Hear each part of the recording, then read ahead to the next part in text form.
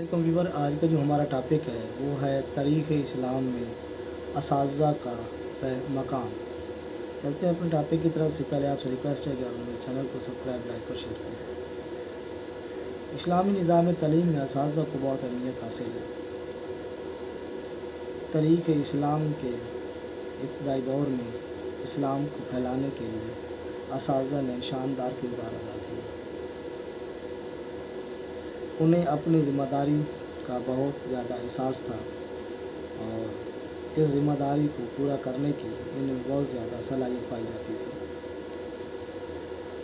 چاہے اس کے لیے جو بھی حالات ہوتے۔ اسلام سے پہلے دنیا کی تاریخ بتانے میں عربوں کا شاندار کردار ہے،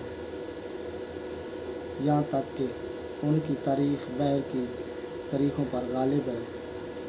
اسلام کی آمد پر مسلمانوں نے بھائی چارے کی فضا کو فروغ دیا اور اس طرح دنیا کے وسیع علاقوں میں یہ اتحاد پھیلتا چلا گیا، اور مسلمان انسانی تاریخ اور تہذیب میں داخل ہوئے اور دنیا کی تاریخ میں ان میں نقوش بنائے اور دنیا کی تاریخ کو اسلامی خیالات سے مزین کیا۔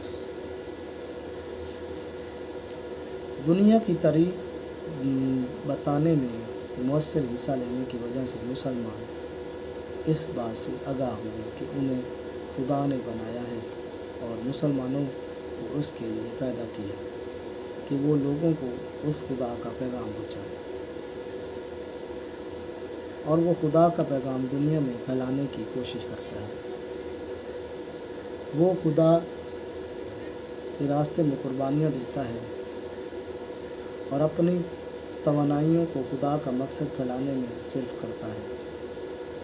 ابتدائی دور میں اساتذہ میں سپاہیوں سے بڑھ کر کام کرتے تھے اور ناسازگار حالات میں بھی خدا کا پیغام لوگوں تک پہنچاتے تھے، اور یہ کام وہ بہت ہی مختصر وقت میں کرتے تھے، اور اس کے لیے انہوں نے نہ تو کسی کالج سے تربیت حاصل کی ہوئی تھی اور نہ ہی انہوں نے ٹیکنیکل قسم کے طریقے سیکھے ہوئے تھے، نہ تو وہ ملٹری کے کالجوں میں پڑھے ہوئے تھے اور نہ ہی انہوں نے تعلیمی اداروں سے پڑھا ہوا تھا۔ ان کا تعلق عام لوگوں سے ہوتا تھا جن میں تاجر، دستکار اور بدو شامل تھے، لیکن وہ اتنی قابلیت رکھتے تھے کہ اسلام کو مؤثر انداز میں پھیلا سکیں، کیونکہ ان کا عقیدہ مضبوط تھا اور وہ خود اسلام کی قوت تھے۔ اسلامی تاریخ میں وہ اساتذہ کی پہلی نسل تھی۔ پہلے معلم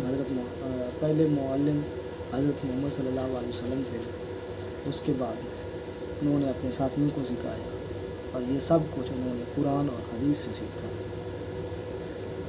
انہوں نے سیکھا کہ اس طرح اپنی توانائیوں کو بروئے کار لانا ہے اور اس سے امت مسلمہ اور پوری انسانیت کو کیسے فائدہ پہنچانا ہے، اور دوسروں کے دلوں میں ایمان کی روشنی کیسے پیدا کرنا ہے، جن میں سے کچھ امن اور کچھ جان کے متلاشی ہیں۔ کچھ افراد نے اپنے آپ کو صرف تدریس کے لیے وقف کر دیا۔ خاص طور پر انہوں نے بچوں کو ہدایات دینی شروع کر دی۔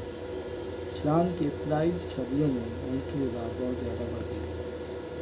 ان کی بہت سی وجوہات تھیں جو درج ذیل ہیں۔